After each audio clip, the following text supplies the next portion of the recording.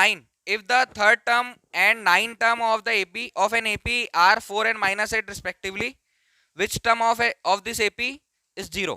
कौन कौन सा पद देकर रखा है? Third term given 5.2 question number 9. इन AP श्रेणी में, वो भी कौन सी श्रेणी है? समांतर श्रेणी. समांतर श्रेणी में थर्ड टर्म तीसरा पद 4 और कौन सा पद देकर रखा है? नाइन्थ टर्म -8 नौवा पद, ये -8 देकर रखा है. ठीक है, फाइंड क्या करना है? Find which term of AP is 0. ठीक है, कौन सा पद 0 होगा. तो जब ये कौन सा पूछ रहा है तो हम इसको कर देंगे an 0 होगा. और फाइंड क्या करना होगा? n. फाइंड क्या करना होगा? n. कौन सा पद कौन से नंबर पर 0 लिखा हुआ है सीरीज में? फिर से समझो कि एक सीरीज बनी हुई है a1, a2, a3, फिर आगे चल के a7, a9 है, फिर कोई टर्म है an. तो फर्स्ट टर्म नहीं दी हुई है, पहला पद नहीं दिया है, तीसरा दिया है डायरेक्ट. कितना है तीसरा? 4. फिर आगे 9 नंबर पर क्या दिया है? -8. फिर an पर वो पूछ रहा है कि क्या इस सीरीज में 0 है या नहीं. तो देखो ना, ये कैसा हो रहा है? डिसेंडिंग ऑर्डर है, घटते क्रम है. 4 के बाद कुछ आया होगा, फिर -8 आया, फिर कुछ लाया होगा, फिर क्या हो गया? वो 0 हो गया. तो अगर 0 आया हो तो बताना है, और नहीं तो हमको बता देना है कि वो 0 इस सीरीज में, इस श्रेणी में नहीं है. तो पहले हमको फर्स्ट टर्म निकालना है a, और हमको क्या निकालना है? Common difference d. First term और d निकालना है. तो हम सीरीज बना लेंगे और फिर बताएंगे कि क्या 0 है या नहीं. लेकिन सीरीज ऐसी रहती है a1, a2, a3, a4, a5, a6 so on an.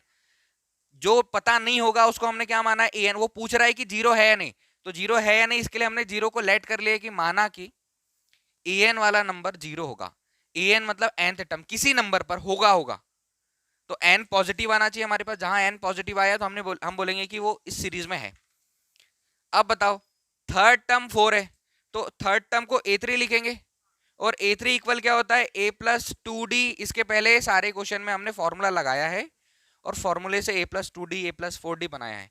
तो a1 equal a, a2 equal a plus d, a3 equal a plus, a4 equal a plus. और अगर वो डायरेक्ट अब यहाँ से हमसे a3 पूछ रहे हैं तो हम उसको a प्लस 2d लिख सकते हैं अकॉर्डिंग टू फॉर्मूला nवे पद का मान, nth term of the AP. an equal a plus n-1 into d. a first term, a प्रथम पद, d सारवंतर common difference, n number of term, और an nth टर्म nवा पद. ठीक, चलो इसके लिए a3 के लिए n इक्वल 3 और a9 के लिए n इक्वल क्या आएगा? 9. a प्लस 2d कितना गिवन है? 4. अच्छा, 9th टर्म की बात बोला है तो 9th टर्म के लिए क्या लिखो? a प्लस 8d इक्वल कितना है? -8. Equation number 1, equation number 2. a और d चाहिए तो इक्वेशन 1 माइनस इक्वेशन 2. हमेशा यही कर रहे हैं हर क्वेश्चन में, क्योंकि दोनों में कोफिशिएंट जो गुणांक a के समान है. a प्लस 2d, बीच में माइनस का साइन, ब्रैकेट लगेगा, a प्लस 8d. इधर देखो 4, बीच में साइन माइनस का, और ये क्या आएगा? -8. कोई डाउट है? a प्लस 2d माइनस से अंदर मल्टीप्लाई गुणा कर दो, minus plus minus 8d equal 4 minus minus plus 8, plus का 8 माइनस का a, प्लस का a माइनस का a, 2d और माइनस 8d माइनस 6d, 8 और 4 12. इससे कैंसिल कर दिया कितने टाइम? तो d इक्वल माइनस, इधर जाएगा ऋण का 2. कॉमन डिफरेंस कितना है? -2. अभी a चाहिए, माइनस का 2 का कॉमन डिफरेंस है, मतलब -2 कम होते जाएगी सीरीज, तो कहीं ना कहीं 0 आना चाहिए. अब a चाहिए तो a लाने के लिए हम क्या करेंगे? फ्रॉम इक्वेशन 1, समीकरण 1 से. समीकरण 1 ये है, a प्लस 2d इक्वल 4. आपके पास दो वैल्यू है, दो में से एक आपके पास है तो एक आप फाइंड कर सकते हो, एक ज्ञात कर सकते हो. a प्लस 2 इंटू डी के प्लेस पर -2 इक्वल 4.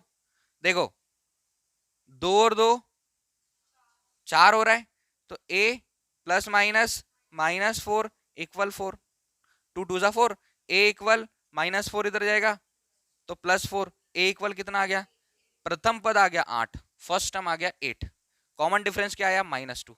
सीरीज देखो, सीरीज एक बार इससे चेक करते, उसने क्या बोला, आपके पास फर्स्ट टर्म नहीं दी है, उसने a3 दिया है, फिर सो ऑन करके उसने a9 दिया है और पूछा है कि an 0 है क्या।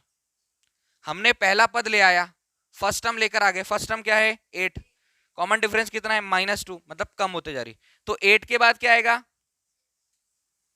देखो 8 फर्स्ट टर्म, सेकेंड टर्म क्या आएगी 6, थर्ड टर्म क्या आएगी, भैया दिया है, ठीक। अगला टर्म क्या आएगा 2, अगला टर्म क्या आएगा 0, तो 0 इस सीरीज में है, लेकिन बताना पड़ेगा कौन सा है। तो हमने बोला है ना कि हम मान लेते कि 6 टर्म कौन सी है, an है, मतलब मान किसका चाहिए हमको, n का, a है ना, a फाइंड कर लिया, d फाइंड कर लिया, n निकालना है, an कितना है 0 है, थस इसी प्रकार समझना है ना। इसी प्रकार हमने क्या बोला कि an नंबर पर क्या है हमारे पास, हिंदी में भी इसको an ही बोलेंगे, इंग्लिश में भी an बोलेंगे, और डायरेक्ट समझना है तो nवा पद, nवा पद या nth टर्म, nवा पद या nth टर्म, फॉर्मूला तो एक ही है, an equal a plus n-1 into an के प्लेस पर कितना रख दो, a के प्लेस पर आपने वैल्यू फाइंड की है, n चाहिए कि बताना है कि कौन से नंबर पर 0 है, उसने पूछा है ना बताइए कि क्या 0 है या नहीं इस सीरीज में, तो हम उसको क्या बताएंगे कि हाँ 0 है, कौन से नंबर पे है, तो इतने नंबर पे जो हम अभी निकालेंगे, -1 इंटू डी की जगह पर -2, +8 इधर आएगा -8 इक्वल n-1 इंटू -2, n-1 गुणित माइनस का 2, -2 ट्रांसफर होगा, पक्षांतरण होगा, -8 बाय -2 इक्वल n-1, माइनस से माइनस, 2 से 8 कितनी बार, 4 बार, n-1 इक्वल कितना 4, n इक्वल 4, -1 इधर आएगा, n इक्वल कितना, हाँ हम बता क्या सकते, पांचवें नंबर पर कौन है, फिफ्थ टर्म 0 है, पांचवें नंबर पर 0 है, ठीक है। उसने क्वेश्चन क्या पूछा था, एक एपी है जिसमें थर्ड टर्म और नाइन्थ टर्म इतना इतना है, और वो पूछ रहा है कि बताओ कि क्या इस सीरीज में कोई सा पद 0 है, तो हमने बोला कोई सा या कौन सा पद 0 पूछा उसने, which term of the AP is 0, तो हमने उस टर्म को क्या माना, उस टर्म को माना कि an कितना है 0, और an में पूरा कंप्लीट कब तक नहीं होता है, जब तक हमको n नहीं पता चलता है, तो हमने n पता लगाया, और n पता लगाने से पहले जो उसने थर्ड टर्म और नाइन टर्म दिया था उसको सॉल्व करके d और a की वैल्यू निकाली, और an वाले फॉर्मूले में वैल्यू पुट करके n का मान निकाला, तो हमने उसको बताया कि हाँ 0 कौन से नंबर पे, पांचवें नंबर पे इस सीरीज में। और वैसे भी हमने सीरीज बना ली, जब फर्स्ट टर्म 8 पता चला, कॉमन डिफरेंस -2, मतलब अगला जो पद होगा वो 2 कम होगा, तो 8 के बाद 2 कम 6, 6 के बाद 2 कम 4, 4 के बाद 2 कम 2, 2 के बाद 2 कम 0, 0 के बाद 2 कम -2, -4, -6, -8 नाइन्थ नंबर पे है, हमारा आंसर एकदम करेक्ट है। क्वेश्चन नंबर 10, फाइंड क्या करना है, फाइंड दैट कॉमन डिफरेंस, जिसको हम क्या बोलेंगे डी, कॉमन डिफरेंस आर अंदर को डायरेक्ट डी लिखो। क्वेश्चन सुनो, 17वां पद, the 17th term of an AP exceed it 10 term by 7, किसी श्रेणी का 17वां पद उसके 10वें पद से कितना ज्यादा है, 7 ज्यादा है, तो यहां पर उतना ही लिख दो, गिवन में क्या लिखोगे, given that 17th term of AP exceeds its 10th term by 7, 17वां पद 10वें पद से 7 ज्यादा है, ठीक है, ऐसा लिखा नहीं जाता है जो मैंने लिखा है ना, बट अभी मैं इसको थोड़ी देर बाद मिटा दूंगा क्योंकि क्वेश्चन सॉल्व करने के लिए लिखना पड़ रहा है, ऐसा नहीं लिखा जाता गिवन दैट में। गिवन दैट में सिर्फ जो है कि अगर ये इतना दिया है इतना लिख दो, ये इतना दिया है उतना लिख दो, इसके अलावा कुछ नहीं, अकॉर्डिंग टू क्वेश्चन, समझना भाई, अकॉर्डिंग टू क्वेश्चन, जब हमको इक्वेशन बनाना है प्रश्न से, क्या बोला उसने, 17वां पद 10वें पद से 7 ज्यादा है, इसका मतलब जो भी हो उनके बीच में अंतर या डिफरेंस कितने का है, 7 का, तो हम क्या लिख सकते, 17वें पद को क्या लिख सकते हो A17, और 10वें पद को क्या लिख सकते हो A10, और दोनों का डिफरेंस कितना है, बस इसको सॉल्व कर लेना, हमारे पास डी आ जाएगा। हाँ, इसको सॉल्व कर लेंगे, हमारे पास डी आ जाएगा। क्वेश्चन बस समझना है कि वो फिर से सुनो क्या बोल रहा है। 17वां पद 10वें पद से 7 ज्यादा है, माना कि 10वां पद, सॉरी 17वां पद, मन से बोल रहा हूं, 17वां पद 17 है और 10वां पद 10 है, 10 है, 17 टर्म 17 है और 10th टर्म माना है ना, बाकी हम क्वेश्चन से निकालेंगे। तो हम क्या कर देंगे, 17 माइनस 10 कितना आएगा हमारे पास, 7। ऐसा ही क्वेश्चन बोल रहा है, तो यहां पर हम गिवन दैट ना लिखकर लेट कर लेंगे। लेट 17 टर्म A17 और 10th टर्म A10। 17वां पद ये है और 10वां पद, इसमें किसी को दिक्कत है क्या भाई?